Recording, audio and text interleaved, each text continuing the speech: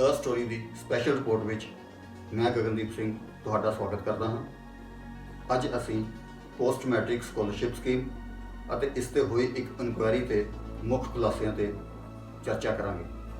ਲਗਭਗ 54 ਪੇਜਾਂ ਦੀ ਇਸ ਰਿਪੋਰਟ ਵਿੱਚ ਸਮਾਜਿਕ ਨਿਆਂ ਅਤੇ ਕਲਿਆਣ ਵਿਭਾਗ ਦੇ ਐਡੀਸ਼ਨਲ ਚੀਫ ਸੈਕਟਰੀ ਕਿਰਪਾ ਸ਼ੰਕਰ ਸਰੋਜ ਨੇ ਕੁਝ ਅਹਿਮ ਖੁਲਾਸੇ ਕੀਤੇ ਹਨ। ਉਹ ਖੁਲਾਸੇ ਅੱਜ ਅਸੀਂ ਤੁਹਾਡੇ ਨਾਲ ਸਾਂਝੇ ਕਰਾਂਗੇ। ਇਹ ਰਿਪੋਰਟ 24 ਅਗਸਤ ਨੂੰ ਚੀਫ ਸੈਕਟਰੀ ਪੰਜਾਬ ਦੇ ਅੱਗੇ ਪੇਸ਼ ਕੀਤੀ ਗਈ। ਇਸ ਦੇ ਵਿੱਚ ਪੋਸਟ ਮੈਟ੍ਰਿਕ ਸਕੋਲਰਸ਼ਿਪ ਸਕੀਮ ਵਿੱਚ ਹੋਈਆਂ ਬੇਨਿਯਮੀਆਂ ਨੂੰ ਨਸ਼ਰ ਕੀਤਾ ਗਿਆ ਹੈ।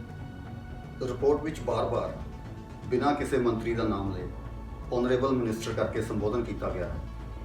ਹਾਲਾਂਕਿ ਅਸੀਂ ਸਮਝ ਸਕਦੇ ਹਾਂ ਕਿ ਗੱਲ ਕਿਸ ਮਿਨਿਸਟਰ ਬਾਰੇ ਹੋ ਰਹੀ ਹੈ।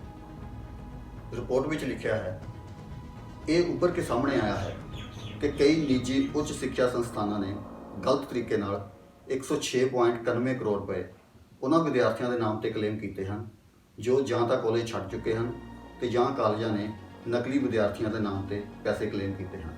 ਰਿਪੋਰਟ ਮੁਤਾਬਕ ਨਿੱਜੀ ਵਿਦਿਅਕ ਸੰਸਥਾਨਾਂ ਵੱਲੋਂ ਕੀਤੀਆਂ ਗਈਆਂ ਬੇਨਿਯਮੀਆਂ ਤੇ 2017 ਨੂੰ ਵਿਧਾਨ ਸਭਾ ਸੈਸ਼ਨ ਵਿੱਚ ਬਹਿਸ ਹੋਈ ਸੀ। ਇਸ ਬਹਿਸ ਤੋਂ ਬਾਅਦ ਪੰਜਾਬ ਸਰਕਾਰ ਨੇ ਵਾਅਦਾ ਕੀਤਾ ਸੀ ਕਿ ਇਸ ਨੂੰ ਆਡਿਟ ਕਰਵਾਇਆ ਜਾਏਗਾ ਤੇ ਪੰਜਾਬ ਦੇ ਵਿੱਤੀ ਵਿਭਾਗ ਦੇ ਆਡਿਟ ਵਿੰਗ ਨੇ ਸਤੰਬਰ 2017 ਵਿੱਚ ਇਸ ਦਾ ਆਡਿਟ ਸ਼ੁਰੂ ਕੀਤਾ। ਰਿਪੋਰਟ ਵਿੱਚ ਜੋ ਮੁੱਖ ਬੇਨਿਯਮੀਆਂ ਦੱਸੀਆਂ ਗਈਆਂ ਹਨ ਉਹ ਇਸ ਤਰ੍ਹਾਂ ਹਨ। ਕੈਬਨਿਟ ਦੇ ਫੈਸਲਿਆਂ ਦੀ ਉਲੰਘਣਾ, ਸਕੋਲਰਸ਼ਿਪ ਦੇ ਪੈਸੇ ਦਾ ਭੁਗਤਾਨ ਲਈ ਇੱਕ ਤੋਂ ਵੱਧ ਬੈਂਕ ਅਕਾਊਂਟ, ਨਿੱਜੀ ਵਿਦਿਅਕ ਅਦਾਰਿਆਂ ਦੀ ਚੋਣ ਅਤੇ ਭੁਗਤਾਨ ਵੇਲੇ pick and choose the policy, ਮਤਲਬ ਜਿਸ ਨੂੰ ਤੁਸੀਂ ਚਾਹੁੰਦੇ ਹੋ ਉਸ ਨੂੰ ਭੁਗਤਾਨ, ਉੱਚ ਅਧਿਕਾਰੀਆਂ ਨੂੰ ਮਿਸਗਾਈਡ ਕਰਨਾ, ਆਪਣੇ ਅਹੁਦੇ ਦੀ ਦੁਰਵਰਤੋਂ ਕਰਨਾ, ਆਖਰੀ ਪੇਮੈਂਟ ਵੇਲੇ ਸੈਲਫ ਰੂਲ ਯਾਨੀ ਆਪਣੇ ਹੀ ਰੂਲ ਬਣਾਉਣੇ। ਇਸ ਰਿਪੋਰਟ ਵਿੱਚ ਪੰਜਾਬ ਦੇ ਕਈ ਨਾਮੀ ਵਿਦਿਅਕ ਅਦਾਰਿਆਂ ਦਾ ਨਾਮ ਸਾਹਮਣੇ ਆਇਆ ਹੈ। ਇਸ ਰਿਪੋਰਟ ਵਿੱਚ ਦੱਸਿਆ ਗਿਆ ਹੈ ਕਿ ਕੇਂਦਰ ਸਰਕਾਰ ਵੱਲੋਂ ਫਰਵਰੀ ਤੇ ਮਾਰਚ 2019 ਵਿੱਚ 303 ਕਰੋੜ 92 ਲੱਖ ਰੁਪਏ ਪੋਸਟ ਮੈਟ੍ਰਿਕ ਸਕੋਲਰਸ਼ਿਪ ਸਕੀਮ ਹੇਠ ਆਏ ਸਨ। ਰਿਪੋਰਟ ਮੁਤਾਬਕ ਇਸੇ ਵਿਭਾਗ ਦੇ ਡਾਇਰੈਕਟੋਰੇਟ ਨੇ 248.11 ਕਰੋੜ ਰੁਪਏ ਖਜ਼ਾਨੇ ਵਿੱਚੋਂ ਕਢਵਾਏ, ਜਿਸ ਵਿੱਚੋਂ 39 ਕਰੋੜ ਰੁਪਏ ਦੀ ਕੋਈ ਵੀ ਰਿਕਾਰਡ ਨਹੀਂ ਮਿਲ ਰਿਹਾ। ਰਿਪੋਰਟ ਮੁਤਾਬਕ ਇਹ ਪੈਸਾ ਝੂਠੇ ਸੰਸਥਾਨਾਂ ਯਾਨੀ ਗੋਸਟ ਇੰਸਟੀਚਿਊਟ ਨੂੰ ਦੇ ਦਿੱਤਾ ਗਿਆ। ਰਿਪੋਰਟ ਵਿੱਚ ਇਹ ਵੀ ਦੱਸਿਆ ਗਿਆ ਹੈ ਕਿ ਇਹ ਪੈਸੇ ਵੰਡਣ ਵਾਲੇ ਅਧਿਕਾਰੀਆਂ ਨੂੰ ਕਾਰਨ ਦੱਸੋ ਨੋਟਿਸ ਯਾਨੀ ਸ਼ੋ ਕਾਜ਼ ਨੋਟਿਸ ਜਾਰੀ ਹੋਏ ਸਨ। ਇਹ ਨੋਟਿਸ ਮਿਲਣ ਤੋਂ ਬਾਅਦ ਵੀ ਅਧਿਕਾਰੀਆਂ ਨੇ ਕੋਈ ਜਵਾਬ ਨਹੀਂ ਦਿੱਤਾ। ਰਿਪੋਰਟ ਵਿੱਚ ਮਾਨਯੋਗ ਮੰਤਰੀ, ਡਾਇਰੈਕਟਰ, ਡਿਪਟੀ ਡਾਇਰੈਕਟਰ ਅਤੇ ਹੋਰ ਸੰਬੰਧਿਤ ਅਧਿਕਾਰੀਆਂ ਵੱਲ ਇਸ਼ਾਰਾ ਕਰਦੇ ਹੋਏ ਲਿਖਿਆ ਹੈ ਕਿ ਸਮੇਂ-ਸਮੇਂ ਤੇ ਅਲੱਗ-ਅਲੱਗ ਫਾਈਲਾਂ ਰਾਹੀਂ 248.11 ਕਰੋੜ ਰੁਪਏ ਆਪਣੀ ਮਨਮਾਨੀ ਨਾਲ ਜਾਂ ਤਰਕਹੀਣ ਢੰਗ ਨਾਲ ਵੰਡੇ ਗਏ, ਮਤਲਬ ਇਨ ਅ ਕੰਪਲੀਟਲੀ ਆਰਬਿਟਰੇਰੀ ਮੈਨਰ। ਪਿਛਲੇ ਦਿਨੀ ਹੋਏ ਵਿਧਾਨ ਸਭਾ ਸੈਸ਼ਨ 'ਚ ਇਸ ਰਿਪੋਰਟ ਤੇ ਜੰਮ ਕੇ ਹੰਗਾਮਾ ਹੋਇਆ ਤੇ ਵਿਰੋਧੀ ਧਿਰਾਂ ਕਾਂਗਰਸ ਸਰਕਾਰ ਨੂੰ ਘੇਰਨ ਲਈ ਲਾਮਬੰਦ ਹੋ ਰਹੀਆਂ ਹਨ।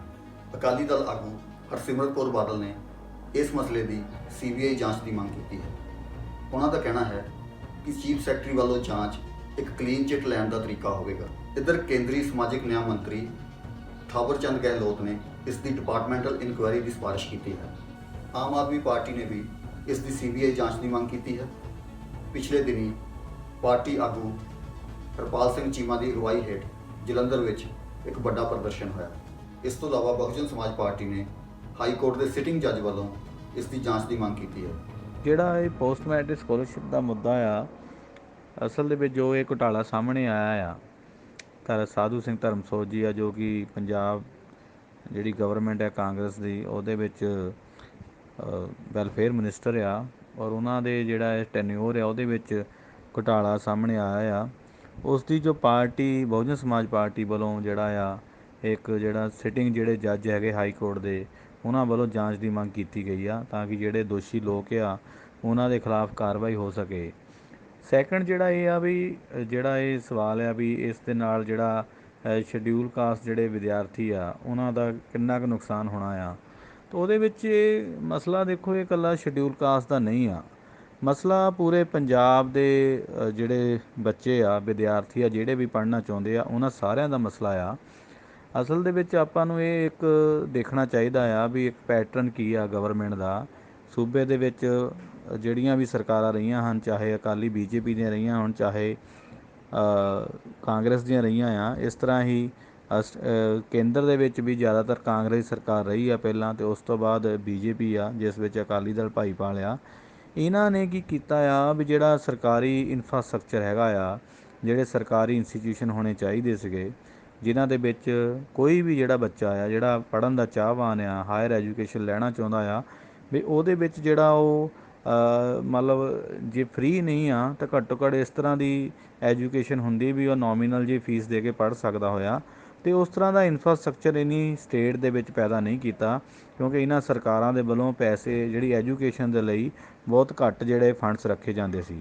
ਇਸ ਕਰਕੇ ਜਦੋਂ ਸਰਕਾਰੀ ਇੰਸਟੀਟਿਊਸ਼ਨ ਨਹੀਂ ਡਿਵੈਲਪ ਹੋਏ ਅਤੇ ਸਾਰਾ ਨਿੱਜੀਕਰਨ ਆ ਗਿਆ, ਔਰ ਨਿੱਜੀਕਰਨ ਜਿਹੜੇ ਇੰਸਟੀਟਿਊਸ਼ਨ ਆ ਉਹਨਾਂ ਦੀਆਂ ਜਿਹੜੀਆਂ ਬੇਲਗਾਮ ਫੀਸਾਂ ਆ 40-40, 50-50 ਹਜ਼ਾਰ ਦੀਆਂ, ਉਹਨੂੰ ਜਿਹੜਾ ਕਵਰ ਅਪ ਕਰਨ ਦੇ ਲਈ ਵੀ ਇਹ ਥੱਲੇ ਦੱਸਣ ਦੇ ਲਈ ਵੀ ਜਦੋਂ ਸਰਕਾਰੀ ਖਤਮ ਹੋ ਗਿਆ ਤਾਂ ਸਿਰਫ ਪ੍ਰਾਈਵੇਟ ਰਹਿ ਗਏ, ਅਤੇ ਉਹਨੂੰ ਜਿਹੜਾ ਉਹ ਫੇਲੀਅਰ ਸੀ ਜਾਂ ਇਹਨਾਂ ਦੀ ਜਿਹੜੀ ਪੋਲਿਸੀ ਇਹ ਸੀ ਵੀ ਬੱਚਿਆਂ ਨੂੰ ਜਿਹੜਾ ਆ ਪੜ੍ਹਨ ਹੀ ਨਹੀਂ ਦੇਣਾ ਆਮ ਲੋਕਾਂ ਨੂੰ, ਤਾਂ ਉਹਦੇ ਲਈ ਇਹਨਾਂ ਨੇ ਬੈਕਵਰਡ ਕਲਾਸਿਸ ਮਾਈਨੋਰਿਟੀ ਲਈ, ਸ਼ਡਿਊਲ ਕਾਸਟ ਦੇ ਲਈ ਪੋਸਟ ਮੈਟ੍ਰਿਕ ਸਕੋਲਰਸ਼ਿਪ ਸਕੀਮ ਲੈ ਆਂਦੀ।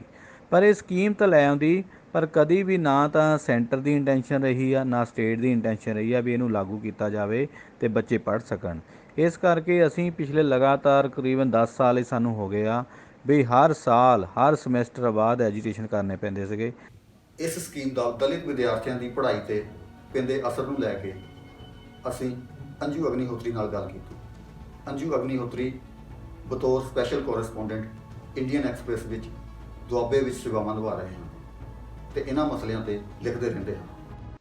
Post matric scheme, scholarship scheme ਦਾ ਸਕੈਮ ਜਿਹੜਾ ਕਿ ਅੱਜ ਕੱਲ੍ਹ ਖਾਸ ਚਰਚਾ ਦਾ ਵਿਸ਼ਾ ਬਣਿਆ ਹੋਇਆ ਹੈ, ਉਹਦੇ ਬਾਰੇ ਮੈਂ ਇਹ ਕਹਿਣਾ ਚਾਹੂੰਗੀ ਕਿ ਇਹ ਤਾਂ ਉਹ ਐਸਪੈਕਟ ਹੈ ਜਿਹਦੇ ਵਿੱਚ ਗਵਰਨਮੈਂਟ ਨੇ ਜਿਹੜਾ ਪੈਸਾ ਗਲਤ ਤਰੀਕੇ ਨਾਲ ਘੋਸ਼ ਇੰਸਟੀਚਿਊਟਸ ਨੂੰ ਰਿਲੀਜ਼ ਕਰਤਾ ਜਾਂ ਓਵਰ ਰਿਲੀਜ਼ ਕਰਤਾ ਕੁਛ ਐਜੂਕੇਸ਼ਨਲ ਇੰਸਟੀਚਿਊਟਸ ਨੂੰ। ਬਟ ਅਗਰ ਅਸੀਂ ਗਰਾਊਂਡ 'ਤੇ ਜਾ ਕੇ ਦੇਖਾਂਗੇ ਤਾਂ ਇਹ ਜਿਹੜਾ ਘੁਟਾਲਾ ਹੈ ਮੈਨੂੰ ਲੱਗਦਾ ਹੋਰ ਵੀ ਵੱਡਾ ਹੋਏਗਾ। ਉਹਦਾ ਕੀ ਰੀਜ਼ਨ ਹੈ ਕਿ ਜਿਸ ਤਰ੍ਹਾਂ ਮੈਂ ਦੁਆਬਾ ਰੀਜਨ ਕਵਰ ਕਰਦੀ ਹਾਂ ਜਿੱਥੇ ਕਿ ਦਲਿਤ ਪਾਪੂਲੇਸ਼ਨ ਇੰਡੀਆ ਵਿੱਚ ਸਭ ਤੋਂ ਜ਼ਿਆਦਾ ਵੱਧ ਪਰਸੈਂਟੇਜ ਹੈਗੀ ਹੈ ਅਤੇ ਬਹੁਤ ਸਾਰੇ ਦਲਿਤ ਬੱਚੇ ਇੱਥੇ ਪੜ੍ਹਦੇ ਹੈਗੇ ਆ ਕਾਲਜਸ ਦੇ ਵਿੱਚ। ਉਹ ਆਏ ਦਿਨ ਪ੍ਰੋਟੈਸਟ ਕਰਦੇ ਰਹਿੰਦੇ ਹੈਗੇ ਆ ਅਤੇ ਜਦੋਂ ਉਹਨਾਂ ਨਾਲ ਆਪਾਂ ਗੱਲ ਕਰਦੇ ਆ ਤਾਂ ਇਹੀ ਗੱਲ ਸਾਹਮਣੇ ਆਉਂਦੀ ਹੈ ਕਿ ਉਹਨਾਂ ਨੂੰ ਕਾਲਜਸ ਵਾਲੇ ਇਹ ਹੈਰਸ ਕਰਦੇ ਨੇ ਕਿ ਵੀ ਤੁਹਾਡੀ ਫੀਸ ਨਹੀਂ ਆਈ ਹੈ ਇਸ ਕਰਕੇ ਤੁਹਾਡੇ ਰੋਲ ਨੰਬਰ ਨਹੀਂ ਦਿੱਤੇ ਜਾਣਗੇ, ਜਾਂ ਤੁਹਾਡੀ ਫੀਸ ਨਹੀਂ ਆਈ ਹੈ ਇਸ ਕਰਕੇ ਤੁਹਾਡੀਆਂ ਜਿਹੜੀਆਂ ਡਿਗਰੀਜ਼ ਤੁਸੀਂ ਕੰਪਲੀਟ ਕਰ ਲਈਆਂ ਉਹ ਅਸੀਂ ਤੁਹਾਨੂੰ ਨਹੀਂ ਰਿਲੀਜ਼ ਕਰਨੀਆਂ ਹੈਗੀਆਂ।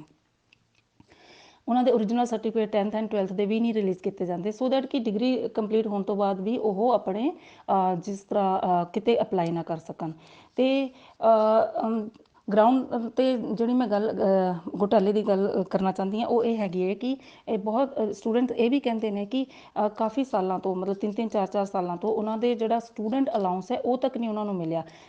ਇਹਦੇ ਵਿੱਚ ਦੋ ਤਰ੍ਹਾਂ ਦੇ ਜਿਹੜੇ ਅਮਾਊਂਟ ਆਉਂਦਾ, ਇੱਕ ਤਾਂ ਟਿਊਸ਼ਨ ਫੀਸ ਉਹ ਕਾਲਜਸ ਦੇ ਖਾਤੇ 'ਚ ਚਲੀ ਜਾਂਦੀ ਹੈ, ਇੱਕ ਸਟੂਡੈਂਟ ਅਲਾਊਂਸ ਜਿਹੜਾ ਕਿ ਸਟੂਡੈਂਟ ਦੇ ਖਾਤੇ 'ਚ ਜਾਂਦਾ ਹੈਗਾ।